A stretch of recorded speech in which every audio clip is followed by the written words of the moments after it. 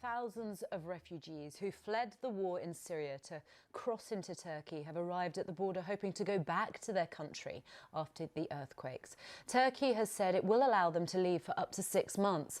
The combined death toll in Turkey and Syria has climbed to more than 41,000 and millions are in need of humanitarian aid. Laura Bicker has been to Antakya, close to the Turkey border, where desperate Syrian families continue to arrive. The last time these Syrian families crossed this border, it was with dreams of a better life. Their homeland has been ripped apart by a civil war. Their new life in Turkey lies in ruins after the earthquake. So once again, they're on the move, carrying whatever they have left. Reem has lived in Antakya for 9 years. Her children were born there, but she believes hostility towards Syrians in her host country is worse since the quake. We've lost our house. We tried to find another place to stay, but they kept chasing us away to return to Syria. Should I stay in the street with my children? Where should we go? The Turkish government has said Syrians can come back within 2 months, but many ask, what do they have to come back to? This is a broken city full of loss and fallen concrete. It's no longer a home. Those who choose to stay have nowhere else to go. Ahmed knows there's little here for him and his family, but he's nothing left in Syria. He's stuck. I think about the children a lot, about their situation and what will happen to them. When it's dark, their night turns into terror. I fear for them more than I do myself.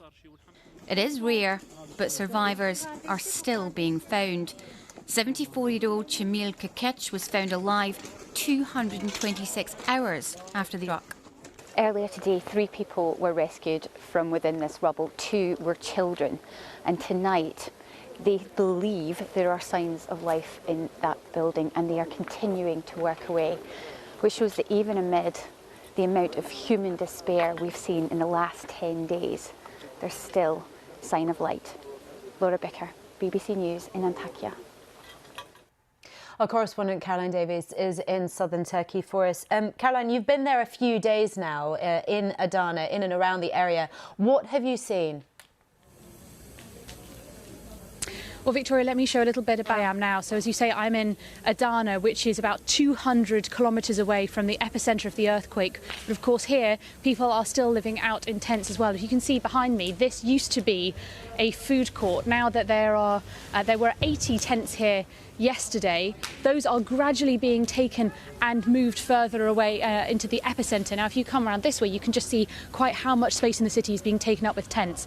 This is a children's play area, but even here, there are tents that are pitched up in every corner and space that they have. Now, speaking to people here, as you can see around us, the buildings, for the vast majority, are still standing here, but many have seen cracks appear in their buildings. They feel incredibly worried about staying in. And that is why they have chosen to stay out overnight here for now over 10 days. We were speaking to some of the authorities here. As I mentioned at the beginning, some of these tents are now being moved closer to the epicentre. And we've heard from people here that they are going to be moved into dormitories, into potentially school buildings as well, somewhere that they can stay for longer. But that's very disconcerting for many of the people that are staying here because they've already had to leave their homes. They're now feeling like they're being moved on from these tent camps into other facilities as well, and they're worried about how long they can stay in those facilities. So 10 days on, as we heard in Laura's report, many people are making the decision about whether they stay or whether they leave.